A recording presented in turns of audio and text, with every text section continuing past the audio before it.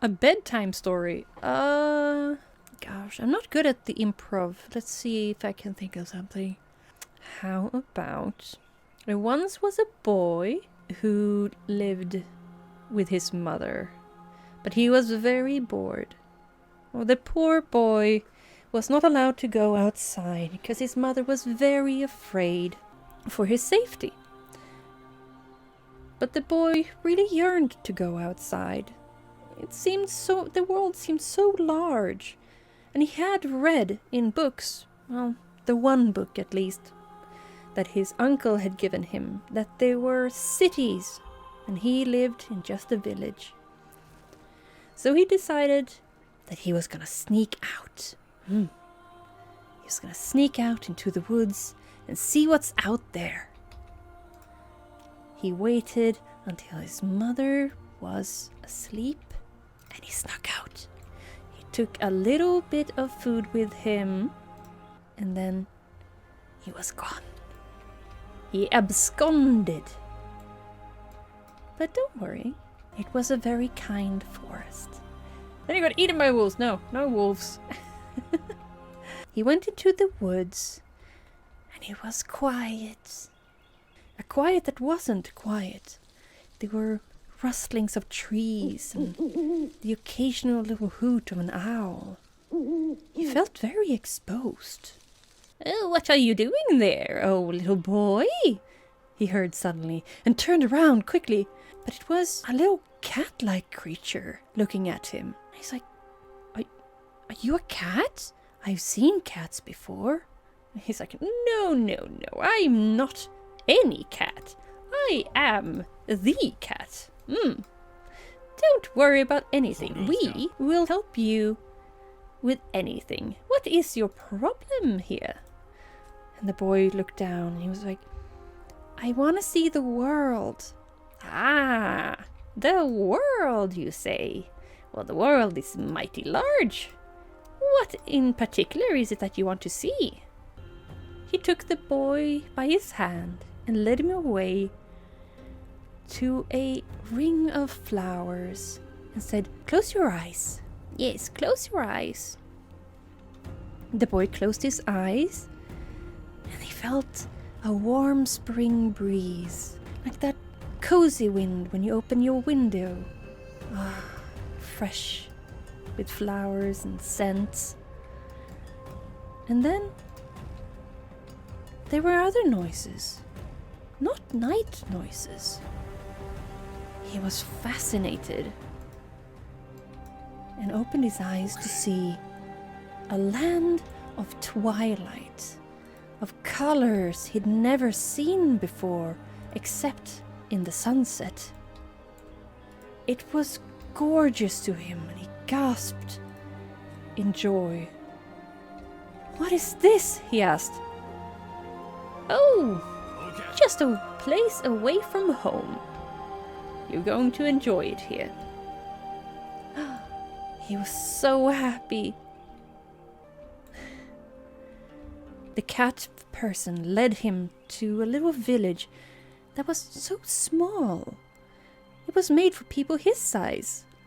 The boy felt like a giant. He'd never felt so big before. The cat people came out and they looked at him in wonder. They'd never seen a human before. They asked him, "What are you? How are you so big? Where is your fur? Oh, you don't even have any claws?" The boy was both excited and a bit worried. He'd never seen this before. Never heard anyone talk like this about him. He was so excited to hear it, and he just wanted to stay there. But then he thought about his mother. Wouldn't she feel lonely without him? No. Mother managed to go outside.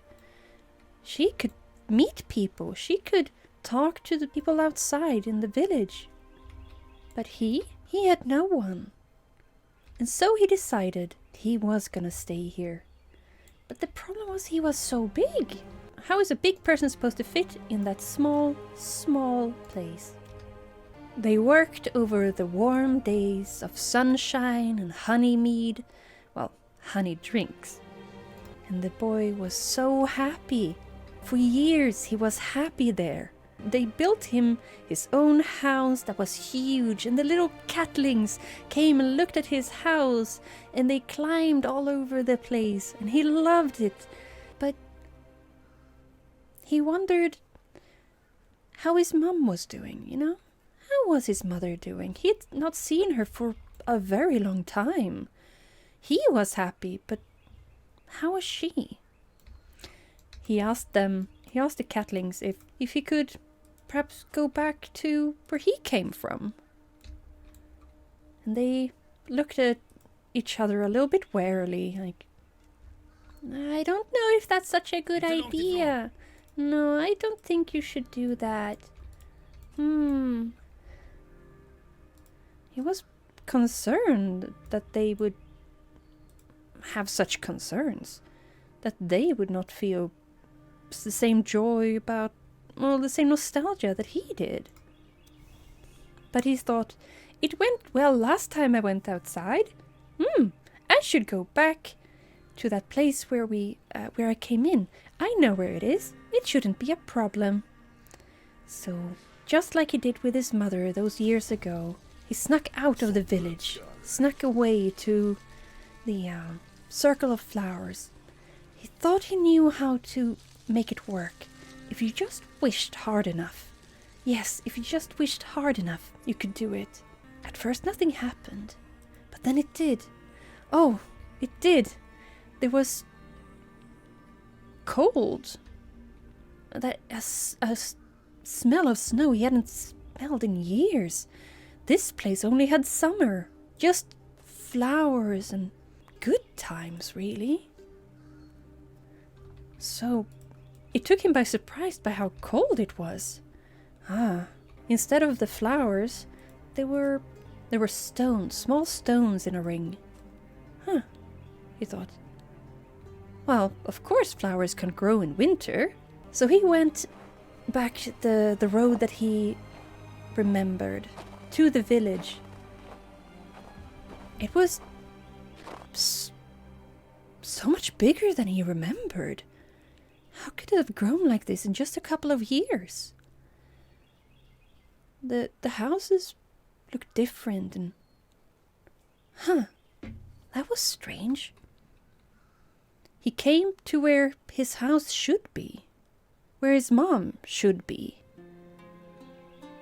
But there was a park there now. He looked around. This can't be right. This can't be the right place. I can't be in my village. Shivering, he went up to an old lady and knocked and asked her, "Excuse me, is this still Tree Bridge?" And she's like, "Oh yes, this is Tree Bridge. Why? Why do you ask?" "Oh, well, there used to be a house over there, right?" "Oh yes, I remember the house. They demolished it when I was small to make the park. Some rich people decided to move into this neighborhood. Yeah, they bought up all the land. Why? How come you remember this old building? Huh?" And he had gone pale as a sheet. Wait, when she was young? That must have been decades ago. What about his mother? And like, well, my mom lived there. Do you know anything about what happened to her? Your mother? Well, she looked very oddly at him. I mean, humoring him, she said, "Well, I hear that she was that she mourned the loss of her family for many years, and then died. Yeah, I think her grave is still in the park, actually." Aghast, terrified of this news, he ran back to the park to see if there was indeed a tombstone.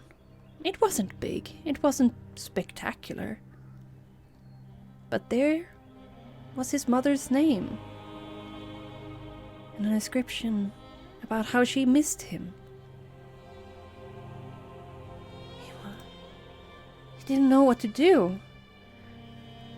Crying, he ran back into the woods, trying to find the circle again. He found it, and he wished so hard. But it didn't start. It didn't do what it was supposed to. He couldn't go through it. Eventually he realized that he was going to lose his fingers if he stayed out much longer. So he trudged back to the village. Back to the old lady. To her house. He told her his story. And while maybe she didn't believe him, she took him in. He eventually grew up and kept the story of the cat people to himself, of the lands of eternal summer to himself. He never forgot it. And his friends would often wonder what he was looking at when he just gazed away in the distance. But at least he had a memory of something warm and great that no one else had. There you go. I hope it worked. I hope it was a good story. It was a bit sad, but I'm Swedish. What can you expect?